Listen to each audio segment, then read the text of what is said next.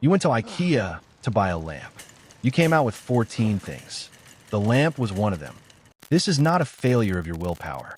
You were inside a building that was specifically designed to make you do exactly that. Not approximately, not incidentally, specifically, deliberately, and with decades of behavioral research behind every square meter. And IKEA is not alone. McDonald's chose red and yellow for documented psychological reasons. Not because they are pretty. Starbucks charges $7 for a coffee to make their $5 coffee feel reasonable. On purpose. Every store you walk into is an experiment. You are the subject, and you almost always lose. This video is about the science behind those experiments, and how you can flip the equation, not by becoming suspicious of everything, by understanding the specific mechanisms. Because once you see the architecture, you walk through buildings differently, and spinning differently. Environmental psychology is the study of how physical spaces affect human behavior and decision-making. It emerged as a formal academic discipline in the 1960s, but businesses were applying it intuitively long before.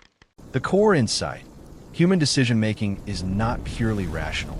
It is heavily influenced by the immediate physical environment. Temperature, lighting, music tempo, scent, spatial layout, crowd density. All of these alter what you buy and how much. Professor Robert Cialdini at Arizona State spent 35 years documenting the environmental triggers of consumer behavior.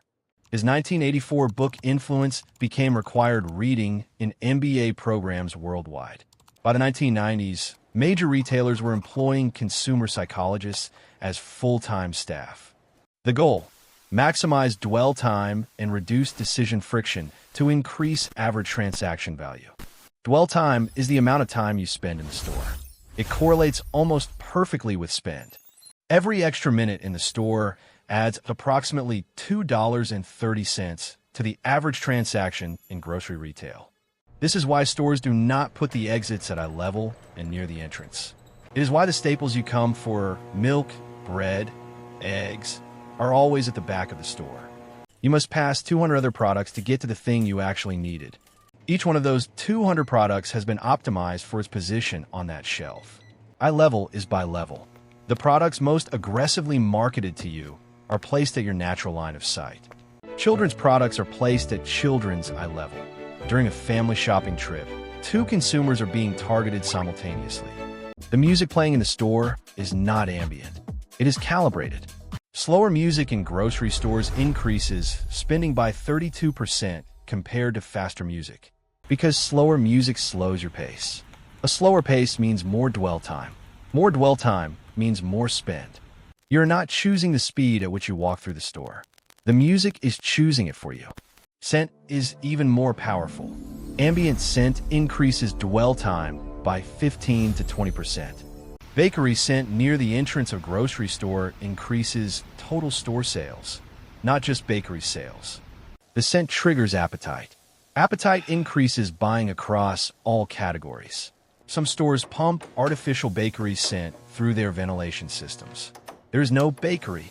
You smell bread that does not exist. You buy more because of it. Temperature. Cooler temperatures increase vigilance. Warmer temperatures increase spending. This is why luxury stores are kept slightly warmer than discount stores. The warm temperature reduces your defensive posture. You become more open. More open means more purchasing. Now, take all of these mechanisms and multiply them, because one company built an entire philosophy around them. That company is IKEA. IKEA was founded in 1943 by Ingvar Kamprad in Sweden. By the 1970s, it was pioneering consumer psychology at architectural scale. The IKEA store layout is called the long natural path. It is technically a maze, and it is technically mandatory. You cannot take a shortcut. You follow the path or you go back. The average IKEA store requires a walk of approximately 2 kilometers to navigate fully. The average visit lasts 3 hours. The average receipt is $157. The customer who came for a bookshelf leaves with the bookshelf, 2 sets of plates, a rug, a lamp, and 3 plants. This is called the Gruen effect, named after Victor Gruen, the architect who designed the first American shopping mall in 1956. Gruen's insight: when shoppers become disoriented in a space, they enter a state of heightened suggestibility. The disorientation suspends analytical thinking. The analytical brain gives way to the emotional brain, and the emotional brain responds to immediate visual stimuli, which in IKEA means stylized room displays. Room displays are not there to show you how the product looks. They're there to help you imagine a version of your life. A cozy apartment kitchen, a serene bedroom, a perfect home office. None of these are products. They are aspirational identity images. And purchasing the items feels like purchasing the identity. You are not buying a $12 scented candle. You are buying the version of yourself who has that candle in that kitchen. Victor Gruen himself came to regret the effects of what he created. He designed malls to create community spaces. He watched corporations use his concepts to maximize consumer confusion and spending. He called it the Gruen transfer, the moment a shopper loses their original purpose and enters the suggestible shopping state. IKEA has perfected the Gruen transfer. The maze is deliberately disorienting. The room displays appear at precisely the right moment of disorientation. And IKEA adds something else: the marketplace section. After you have walked through the showroom, 2 kilometers of aspirational identity imagery, you reach the marketplace. The marketplace contains impulse items: plants, frames, textiles, kitchen accessories. All small, all inexpensive, all adjacent to each other. After 3 hours of walking, your decision-making capacity is depleted. You are in decision fatigue. Decision fatigue is a documented phenomenon where repeated decisions exhaust the analytical brain. After 3 hours of micro-decisions in the showroom, you reach the marketplace exactly at peak impulse vulnerability. And at this point, $5 for a succulent seems not just reasonable, but appealing. And so does the $3 frame, and the $8 candles, and the $15 throw blanket. The average IKEA visitor adds $37 in marketplace items they had no intention of buying. That is the Gruen transfer. That is decision fatigue. That is IKEA. And IKEA's food court at the exit is not a convenience. It is a calculated retention and sentiment management tool. Cheap, delicious food after a 3-hour walk leaves you with a positive emotional memory of the visit, which makes you more likely to return, which starts the entire sequence again. IKEA loses money on the food. It makes money on the return rate. The meatballs are an investment in your next visit. You now understand IKEA. Let us talk about 2 companies that operate through different but equally precise mechanisms. And before we do that, a quick pause. If IKEA ever made you buy 14 things when you went in for one, this video is for you. Subscribe to Wealth Autopsy. Every week, we explain a mechanism that is operating on you right now, and has been for years. Comment below. What is the most expensive, unplanned purchase you have ever made in a store? Now, McDonald's, and why they chose red and yellow. In 1953, McDonald's was a local California burger stand. By 1958, it had introduced the Golden Arches. The Golden Arches were not chosen because they looked like an M. They were chosen because yellow triggers appetite and recognition at distance. Yellow is the first color the human eye detects. It has the highest visibility at distance of any color. Before you're conscious of McDonald's, your eye has already found the yellow. Your brain is already preparing for food. The red is for urgency and speed. Red increases physiological arousal. Your heart rate slightly elevates. Elevated arousal accelerates decision-making. You decide faster at red-yellow restaurants than at blue-green ones. Faster decisions mean less deliberation. Less deliberation means the default choice, the familiar brand, wins. McDonald's chairs are also deliberately uncomfortable. This is documented in their restaurant design guidelines. Uncomfortable seating increases table turnover. More tables turning means more customers served per hour. McDonald's is explicitly not trying to make you stay. The opposite. They want you out efficiently and replaced by the next customer. Compare this to Starbucks, which does the opposite. Because Starbucks has a completely different business model. Starbucks makes money from repeat premium purchases, not high-volume, quick turnover. So Starbucks has invested in making you want to stay and come back. The academic name for this is third place theory, developed by sociologist Ray Oldenburg in 1989. The first place is home. The second place is work. The third place is a community gathering space. Starbucks positioned itself as the third place for millions of people, the comfortable community space between home and work. This positioning justifies the premium price. You're not paying $7 for a coffee. You're paying for the third place experience. And here is where Starbucks deploys the most elegant pricing psychology in modern retail.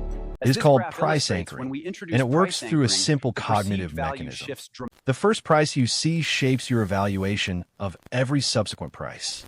When you walk into Starbucks and see a reserve roastery experience at $14, that is your anchor. Now, the vanilla latte at $7 does not seem expensive.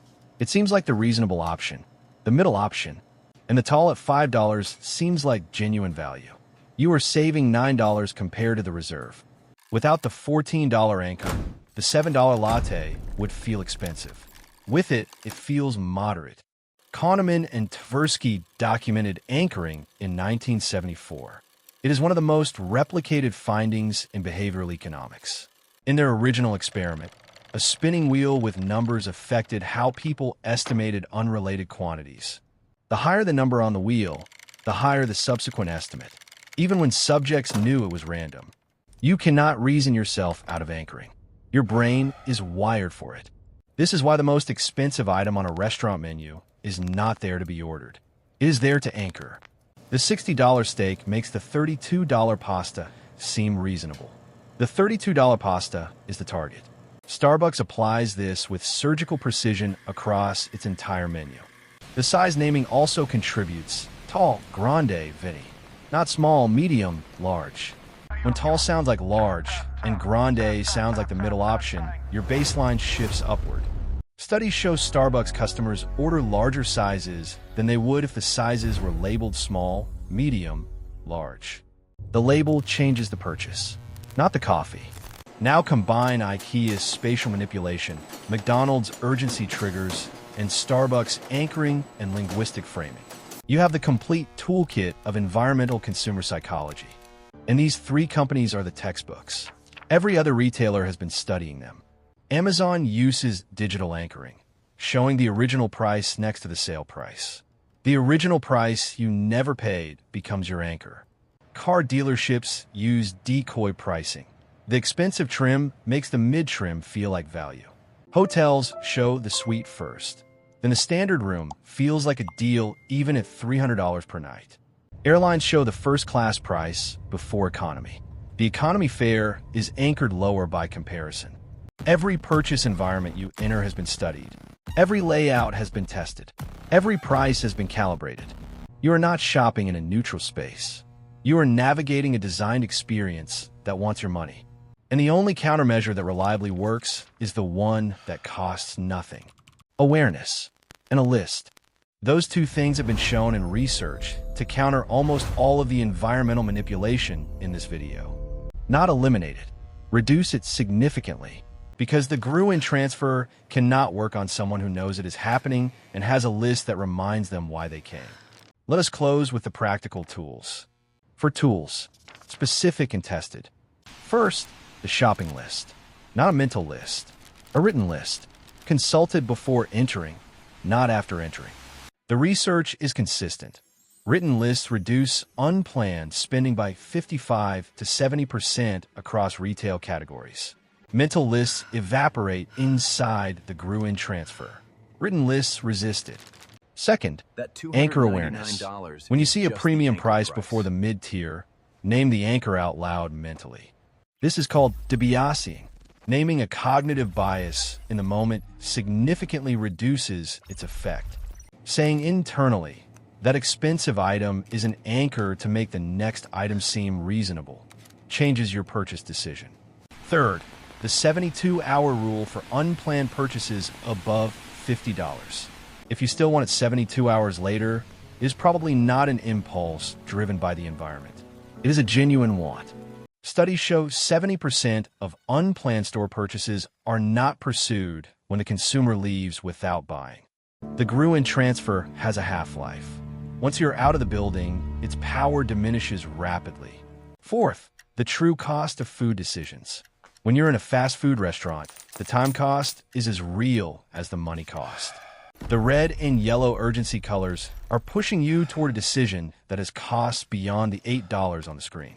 Slowing down, even by 90 seconds, before ordering disrupts the urgency effect and allows the full cost to register. 4 simple interventions.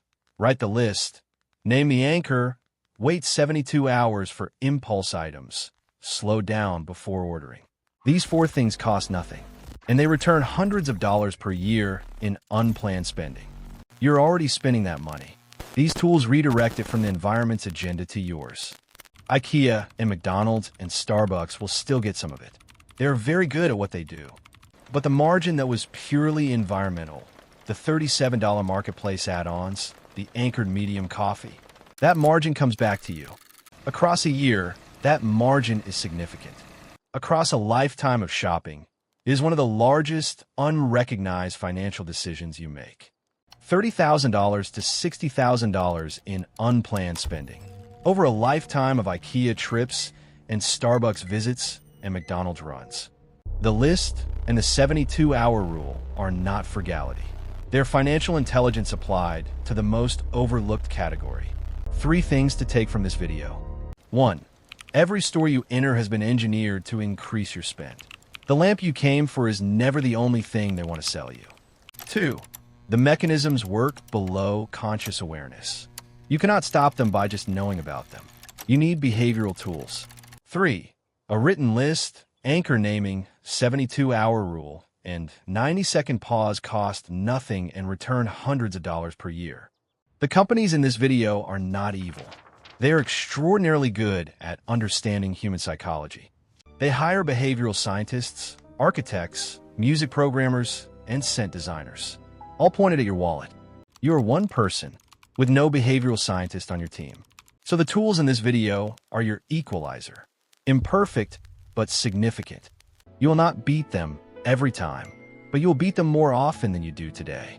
And in a world where they have a 100-person team and you have 4 tools, more often is a meaningful victory. Subscribe to Wealth Autopsy. Every week, we give you more tools. And share this with one person who has IKEA fatigue, who always comes out with more than they intended. They deserve to know why that keeps happening, and they deserve the list. This was Wealth Autopsy. Next week, a topic so close to home, it will make you rethink the last 3 things you bought. We will see you then. The lamp was fine. Everything else was the building talking. Wealth Autopsy. Every week, we cut to the truth. One final thought before we close. The mechanisms in this video are entirely legal. There is no law against making a store disorienting. No law against playing slow music. No law against pumping artificial bread scent. No law against uncomfortable chairs. No law against anchor pricing. The only regulation available to you is your own awareness. In your list, these companies have spent billions making sure most people never develop that awareness. You just join the small percentage who have it. Until next time.